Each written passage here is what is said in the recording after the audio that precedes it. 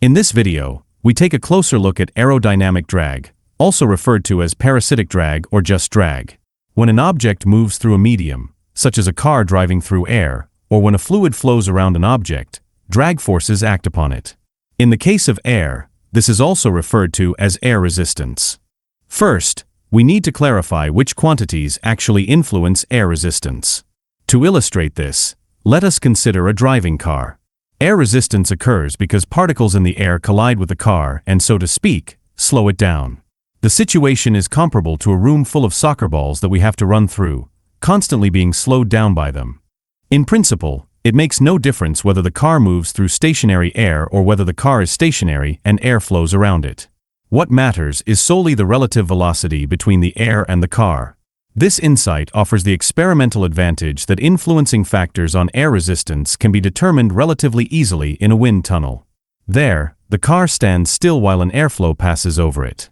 The force acting on the vehicle during this process corresponds to the aerodynamic drag force, which we simply refer to as air resistance. From everyday cycling experience, we know that air resistance depends primarily on speed.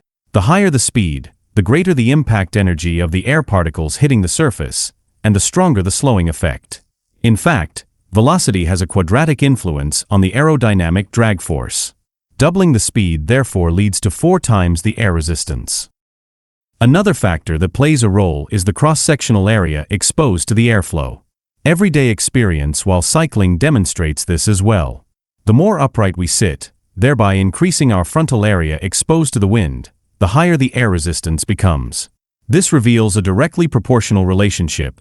Doubling the cross-sectional area directly results in doubling the air resistance. By the term area, what is meant is the so-called projected area. We can imagine this as shining a flashlight on the object in the direction of the flow. The shadow area that is projected onto a sheet of paper corresponds to the projected area, or cross-sectional area A. As another influencing factor, we have the density of the flowing medium. The more particles contained in the air, for instance, that is, the denser the air is, the more air particles collide with the surface and contribute to air resistance.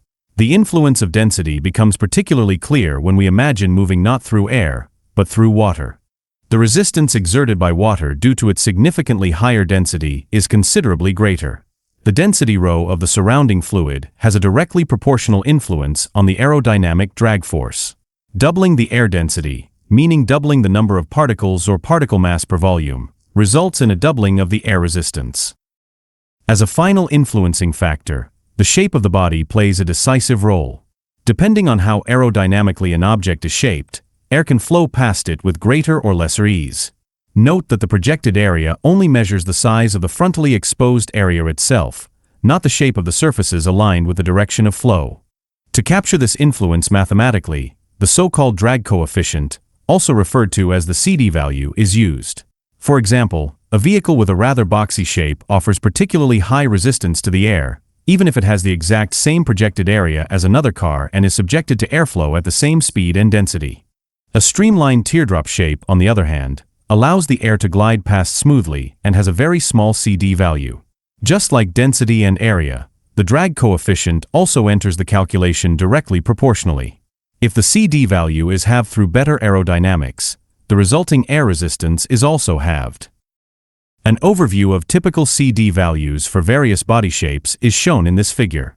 While a flat plate offers the highest resistance with a CD value of 2.0, modern passenger cars achieve values of around 0.35 due to their aerodynamic shape. An ideal teardrop shape is significantly more favorable, offering almost no resistance to the air with a CD value of just 0.05. For a sphere, the drag coefficient typically lies in the range between 0.4 and 0.5. If we summarize our observations so far, we see that the drag force is proportional to the density, the square of the velocity, the area, and the CD value. In fact, the formula also includes a factor of 1/2. To understand this, it helps to look at kinetic energy. If we consider the expression 1/2 times rho times v squared, it directly recalls the classic formula for kinetic energy, 1/2 times m times v squared. If we divide this expression by the volume v, which contains the flowing mass m, we get the quotient m divided by v. This corresponds precisely to the definition of density rho. This expression therefore describes the kinetic energy density, that is, the energy per unit volume of the flowing air. Physically, this energy density corresponds to the so-called stagnation pressure P. This is the pressure created when a flowing medium is decelerated to a speed of 0 by an obstacle at the stagnation point. In doing so, the kinetic energy of the medium is converted, so to speak, into pressure energy.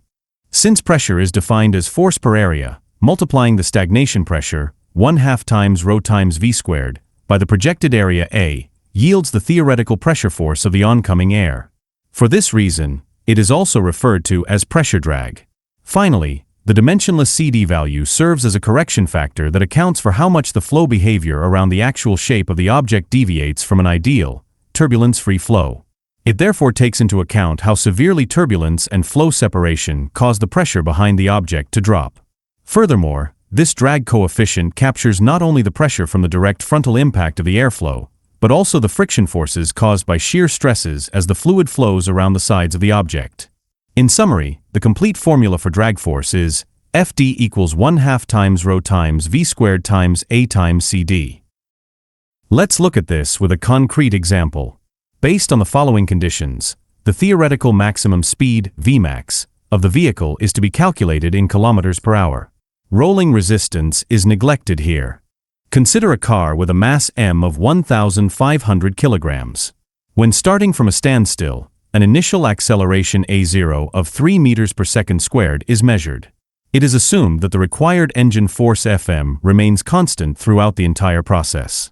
The vehicle has a frontal area A of 2.2 square meters and a CD value of 0.4. For the air density ρ, a value of 1.2 kilograms per cubic meter is used. Pause the video and try to determine the maximum speed yourself from the given values. To solve the problem, we first determine the engine force Fm. Since there is no air resistance acting at a standstill when v equals 0, the initial acceleration a0 is generated solely by the power of the engine. According to the fundamental law of mechanics, force equals mass times acceleration.